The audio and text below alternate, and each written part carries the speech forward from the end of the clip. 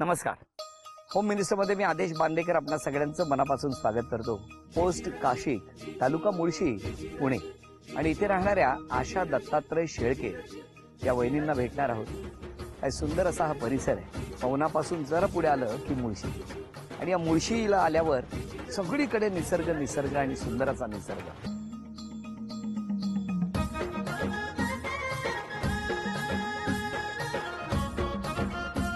खरं तर आमची ती बस इथपर्यंत पोहोचेल की नाही असा प्रश्नच सुरुवातीला पडला होता.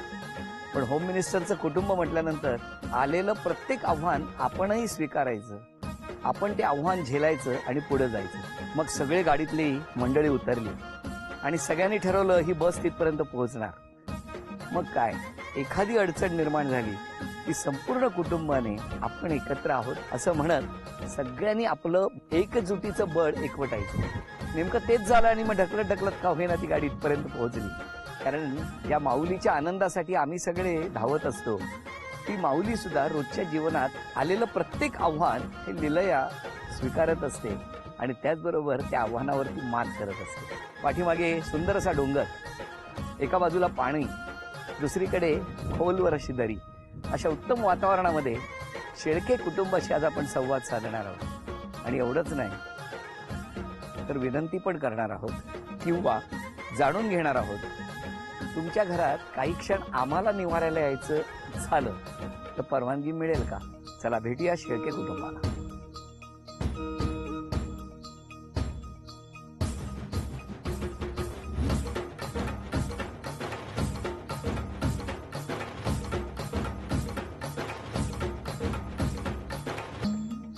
नमस्कार.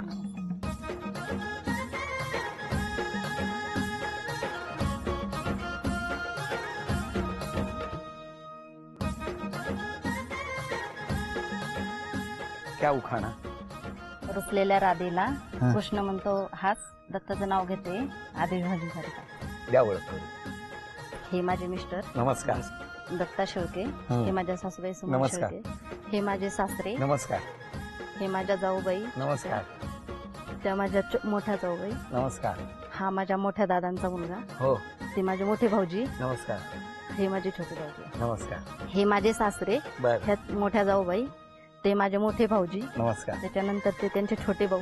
बर. ते माझे मोठे भाऊ. आणि ह्या माझ्या सगळ्यात जाऊ शेळके. नमस्कार हा सगळ्यांना.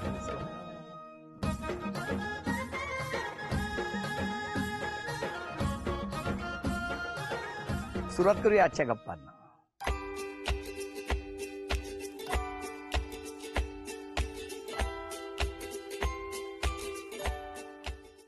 नमस्कार. नमस्कार.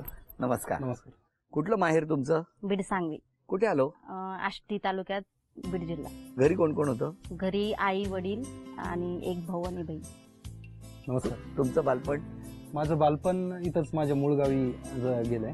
तुमची शाळा कुठली होती? माझं प्राथमिक शिक्षण जे झालंय ते गावामध्येच झालं, जिल्हा परिषद प्राथमिक शाळेमध्ये. नंतर आमच्या बाजूला 6 किलोमीटर अंतरावर न्यू इंग्लिश स्कूल आहे, तिथे माझं 10वी पर्यंत शिक्षण झालं. नंतर पुढं ज्युनियर कॉलेज पौड नावाचं गाव आहे, तिथे झालं. बर. नंतर मग एक्सटर्नल मी शिक्षण केलं. MA पुणे युनिव्हर्सिटीमधून केलं. बरं. आणि MBA मुंबईमधून केलं. तुमचं बालपण कसं गेलं? माझं बालपण छान गेलं. हो ना. आणि तुमचं? माझं पण खूप छान गेलं. छान गेलं. आई बाबा शेती करायची? आई बाबा शेती करायचे. शेती हाच व्यवसाय? शेती हाच मुख्य व्यवसाय.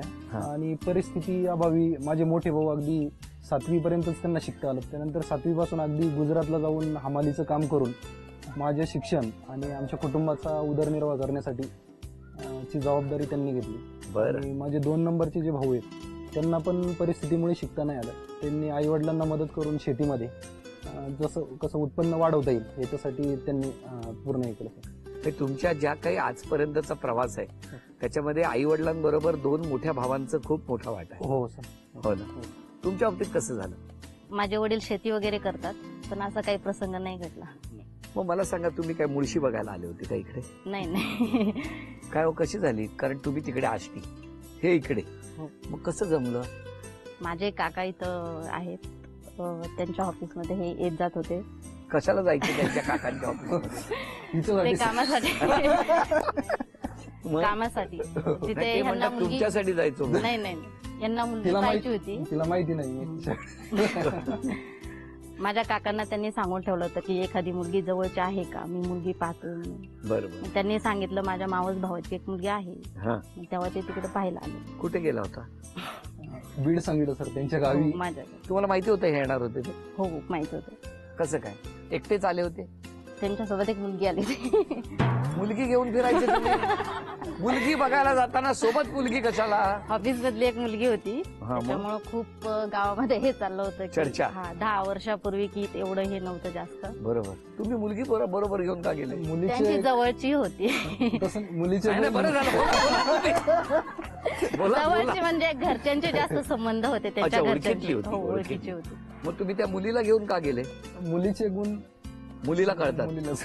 मग तुम्ही तरी नाही ना जायचं. मग काय झालं? त्या दिवशी एकमेकांशी बोलला. हो तुमच्या मनात हा प्रश्न आलाच असेल ना, हो की ही मुलगी कोण? हो आला होता. त्यांना विचारलं नाही लग्नापूर्वी? नाही विचारलं, नाही लग्नापूर्वी नाही विचारलं. हं. इकडे आल्याच्या नंतर विचारलं ती मुलगी कोण होती, मग ती का आली होती. आमच्या तिकडे चालत नाही असं मुली वगैरे बघायला आलेल्या. मायारी सांगितलं कोण होती ती. हो पण तुमच्या मनात हा प्रश्न होता लग्न हो. होईपर्यंत होता. की वो कौन थी? मग तुमचा होकार कधी झाला? होकार माझे चुलते इथे येऊन गेले त्याच्यानंतर. तुमच्याकडनं होकार कधी झाला? पहिलं बघितल्यानंतर इमिजिएट आम्ही सांगून टाकलं की पण तेव्हा तुम्ही दोघे बोलले होते आपापसात? नाही काही बोलायला वगैरे नाही, वेळ असं दिलाच नाही तुम्हाला? नाही. जास्त दिसायला नाही. छान नव्हती मुलगी. कुठली? तुम्ही कुठल्या मुलीबद्दल बोलताय ते आधी क्लिअर करा. ते मला घाम फुटायला लागलाय, चारी बाजूला वारा सुटलाय पण मला घाम फुटलाय. कुठली मुलगी? मी हिच्या विषयीच बोलतोय सर. हो का? तुमच्या घरातल्यांना कधी कळलं? घरातल्यांच्या सहमतीनेच माझे दादा मोठे भाऊ आहेत, हा. मोठे भाऊ पण जाऊन पाहून आले होते. त्यांनी सर्वांनी तुम्हाला टेन्शन नाही आलं एवढ्या लांब 300 किलोमीटर इकडे जायचं? नाही जास्त. पण इथे आल्यावर कसं वाटलं तुम्हाला? हो छान वाटलं. आता हा इतका छान निसर्गरम्य परिसर, इतकं सुंदर घर बांधलंय. आम्हाला एक आल्या प्रश्न पडला, कारण आम्ही ना जेव्हा तिकडे येत होतो ना, हो. आमची गाडी ढकलायला सगळ्यांना उतरायला लागलं होतं. इतक्या उंचावर तुम्ही राहताय, चारी बाजूला डोंगर दऱ्या, असं मस्त वातावरण आहे. जर कोणाला इथे राहायला यायचं असेल समजा, म्हणजे कुठल्या कुटुंबाला आज होम मिनिस्टर बघून वाटलं की आपण पण तिकडे जाऊन बघून येऊया, तर इथे येऊन राहता येतं? हो हो म्हणजे राहू शकतो येऊन. राहू शकतं. हो ते सुट्टीला 4 दिवस. हो. हा, आम्ही सर्वांनी कुटुंबियांनी मिळून सर, आम्ही सर्वांचा शेती व्यवसाय आहे. हा. आम्ही सर्वांनी कुटुंबियांनी मिळून आमच्या शेतीमध्येच कृषी पर्यटन केलेलं आहे. बरं. हो सर. अगदी युनिक असं नाव पण दिलंय त्याला. युनिक 5 नावाने कृषी पर्यटन सुरू आहे. आणि इथं आल्यानंतर बरेच लोक व्यस्त असतात, कामाचा बराच ताणतणाव असतो, कुटुंबियाचा ताणतणाव असतो.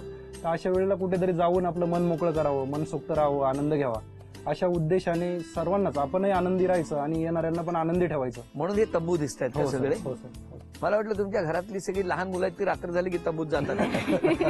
अच्छा, म्हणजे इथे कोणी येऊ शकतं. हो. म्हणजे तुम्ही कृषी पर्यटन हा व्यवसाय म्हणून सुरू केला? हो. हे लग्नानंतर की लग्नाआधी? लग्नानंतर सर. अच्छा. आता जेमतेम 1 वर्ष सुरू झालं. इतकं सगळं कॉर्पोरेट जीवन सोडून तुम्ही एकदम पुन्हा मातीत आलाय. मातीत आपल्या मूळ ठिकाणी येऊन हा पर्यटनाचा व्यवसाय सुरू केलाय. रिस्क नाही वाटली? रिस्क आहे, पण आपण सर्वसाधारण समाजात परिस्थिती पाहतोय. शेतकरी सर्व दुष्काळाला तोंड देत आहेत. अनेक समस्या आहेत सर्वांच्या समोर. बाहेर आपण बघितलं तर खूप मुलं शिकतायत, मुली पण शिकतायत, पण बेरोजगाराचं प्रमाण खूप आहे. सर्वांना नोकरीमध्ये संधी मिळेल आणि नोकर म्हणून का म्हणून जगायचं? किती दिवस आपण काम करायचं? आपण स्वतः पण रोजगार स्वतःसाठी निर्माण करूयात आणि इतरांना पण रोजगार देऊयात, अशा उद्देशातून हे सुरू केलंय. चॅलेंज खूप आहे, पण कुटुंबियांचा खूप चांगला प्रतिसाद मिळतोय. माझे मित्र आहेत सर इथं बसलेले, सगळ्या मित्रांचा पण खूप मला सहयोग मिळतोय, हे सहकार्य. सगळ्यांच्या याच्यामुळे मला खात्री आहे की तुम्हाला नक्की तुम्ही जे इच्छित यश ठरवलेलं आहे ते पूर्ण होईल. किती छान. एकत्र कुटुंब असंच कायम एकत्र राहावं हे मनापासून शुभेच्छा देत असताना अनेक आव्हानं खरं तर त्याने आतापर्यंत आलेली स्वीकारलेली आहेत. यानंतरचं आव्हान थोडंसं गोड आव्हान आहे. घरातले सगळे गाणी ओळखणार का आणि त्यांना बक्षीस मिळवून देणार का आपण बघणार आहोत. पहिलं आव्हान कोण स्वीकारणार? तुम्ही घ्या. वहिनी एक गाणं निवडा त्यांच्यासाठी. मधलं बघू द्या कुठलं. हिंदी गाणं आहे, त्यांना दाखवून येतो. हा बघूया गाणं ओळखणार का सगळ्यांनी. हिंदी गाणं वाजवा.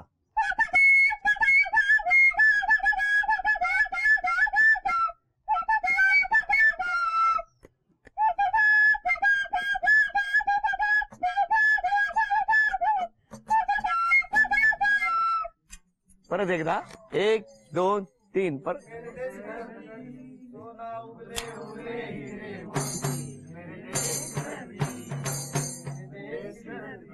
पहिलं 500 रुपयाचं बक्षीस त्यांच्या वाजवण्यामुळे मिळालं.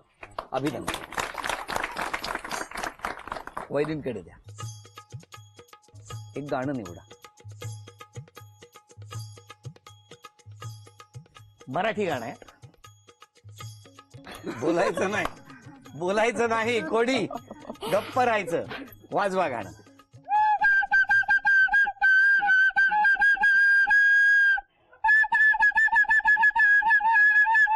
लवकर बरोबर वाजवत आहे.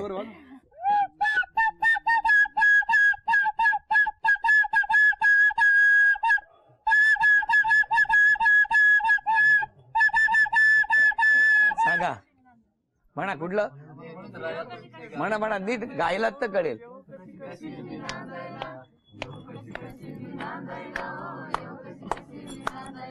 बरोबर आहे.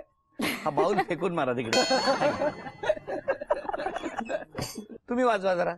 बघूया मदतीला. शेवटची संधी आहे.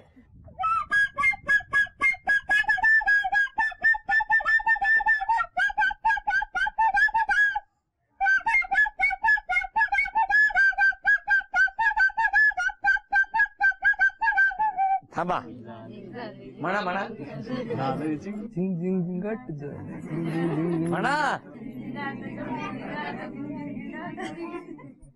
त्या गाण्याचं झिंगाट करून पण हेच होतं ना. हो सर. तुम्ही का आधी कुठलं वाजवत होता. हेच होतं. अभिनंदन. हे बक्षीस तुम्हाला मिळालं. अभिनंदन. आणि आता तिसरं गाणं मात्र वहिनींनीच वाजवायचं. वाजवा. मराठी गाणं आहे.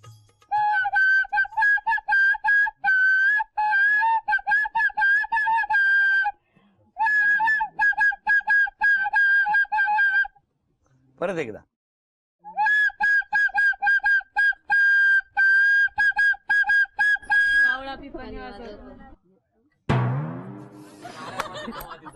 म्हणा काय. काळ्या मातीत मातीत टिपानं चालत. हे कोण आहेत.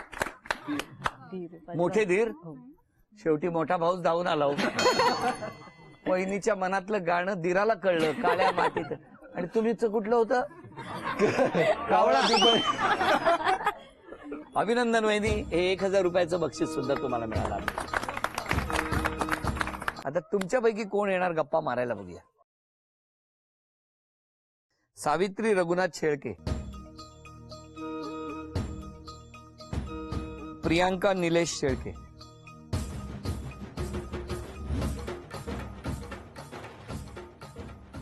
नमस्कार. तुमचं माहेर कुठलं. कुळे. तुम्ही यांच्या जाऊबाई. यांच्याबद्दल काय सांगणार. स्वभाव छान आहे पण कधी कधी राग येतो त्यांना. तुमचा नाही मग. बोलल्यावरती अच्छा. त्यांच्या मना विरुद्ध काय झालं की राग येतो. कुठला बदल केला पाहिजे त्यांनी स्वभावात. बदल असं काही नाही आहे तसं हा. राहावं. बाकी ठीक आहे. थोडा रागावरती कंट्रोल. कंट्रोल ठेवावा. त्यांनी कुठला स्वभावात बदल केला पाहिजे. नाही असं काही नाही. नाही. द्या. नमस्कार. नमस्कार. तुम्ही यांच्या. जाऊबाई.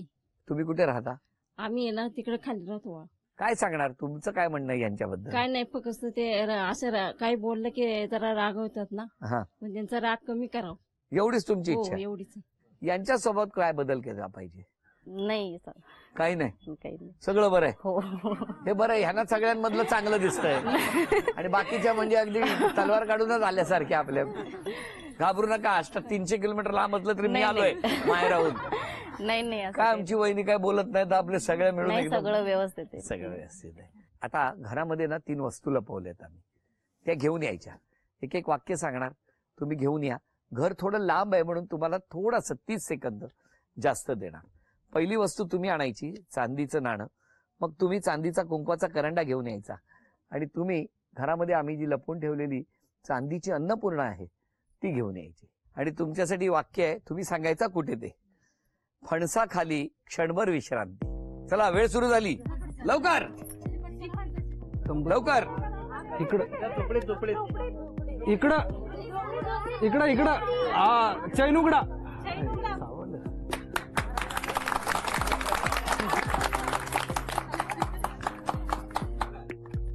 विठू माझा लेकुरवाळा.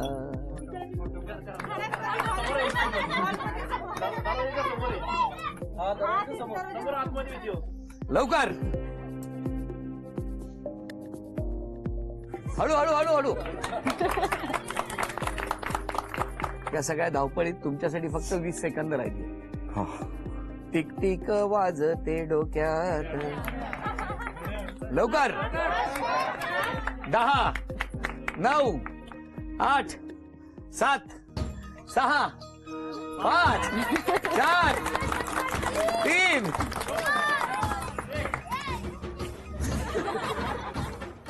बहिणी, हे चांदीचं नाणं तुम्हाला मिळालं, अभिनंदन. हा कुंकवाचा करंडा पण मिळाला, चांदीचा, अभिनंदन. आणि ही अन्नपूर्णा मिळाली, अभिनंदन. झी मराठीकडून ही भेटवस्तू तुमच्यासाठी.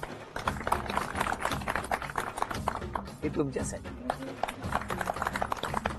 सासूबाई नमस्कार. सुनेबद्दल सांगा. स्वभावाला चांगली आहे, छान वापरते घरामध्ये, हो पण राग जास्त येतो. होय ना. बाहेरची उन्हातली कामं कमी द्या त्यांना. हो, उन्हातली कमीच आहेत. उन्हात नाहीच आहे. अजून कोण बोलणार? तुम्ही बोला. जाऊ बाई. स्वभाव खूप चांगला आहे आणि आम्ही सगळे एकत्र खूप चांगले राहतो. कधी भांडत नाही, भांडलं तरी परत सगळे व्यवस्थित राहतो. मोठ्या जाऊ बाईंकडे द्या. ह्या दोघी तापड त्यांनी राग शांत करावं. दोघींनी. हो. या दोघींच्या तापटपणामुळे मोठ्या जाऊबाईंची तब्येतच सुधारणा झाली. दोघींनाही राग जास्त येतो. मग तुम्ही सांगत नाही, तुम्ही मोठ्या आहात. हो, सांगते मी, पण तरी ऐकत तरी नाही. पण ऐकत नाही. तुमचंही नाही ऐकत. माझं पण नाही ऐकत. काय मस्त नातं आहे बघा एकमेक.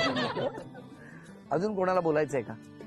आमचं सर्व कुटुंब एकत्रच आहे, भरपूर मोठं आहे आणि सगळी एकाच घरामधली आता इथे आहे ती. आणि त्यांचा स्वभाव छान आहे, भाऊंचा पण स्वभाव छान आहे. पण भाऊंना एकच सवय चिमटे घेण्याची मुलांना. एवढंच स्वभाव. बघितलं. या कोण? त्यांची भाऊ. तुमच्या बहिणी. हा. सगळ्यात शेवटी एकच चिमटा वहिनीने काढलाय. आणि भाऊंचे चिमटे बाहेर आलेत. नाही पण सगळे सुखी आहात, आनंदात आहात, समाधानी आहात. तुम्हाला दोघांना मला विचारायचं, आज क्षमा कोणाची मागणार आणि धन्यवाद कोणाचं? क्षमा मागायची असेल तर सासरच्यांची आणि धन्यवाद मानायचं असेल तर आईवडील. का? म्हणजे त्यांनी माझ्यासाठी खूप काही केलं, म्हणजे लहानपणीपासून तर लग्न होईपर्यंत. आणि क्षमा का सासरते? कारण भरपूर चुका होतात माझ्याकडून. आजपासून एक बदल करायचा असेल तर कुठला? राग शांत करण्याचा. हो. यापेक्षा दुसरा आनंद नाही. तुम्ही आज क्षमा कोणाची मागणार आणि धन्यवाद कोणाचं? क्षमा आणि धन्यवाद दोन्ही पण आई वडिलांचेच मानणार. धन्यवाद याच्यासाठी की एवढ्या वाईट परिस्थितीमधून त्यांनी एवढं चांगलं कुटुंब उभं केलं, आम्हाला सर्वांनाच कायमस्वरूपी आनंदित ठेवण्याचा प्रयत्न केला. क्षमा ह्याच्यासाठी की त्यांनी खूप मेहनत केली आणि ह्या मेहनतीचं कधी कधी चुकून जबाबदारीचं जाणीव होत नाही, कधी कधी त्या अनायसे चुका होत असतात. त्यांच्यामुळे जो काही त्यांना त्रास होतोय सर्वच कुटुंबियांना, त्याबद्दल त्यांची क्षमा. या दोघांनाही शुभेच्छा. आणि या शुभेच्छांबरोबरच झी मराठीकडून ही भेटवस्तू तुमच्यासाठी. आणि वहिनीला मिळते आहे तथास्तु पुणे यांच्याकडून पैठण.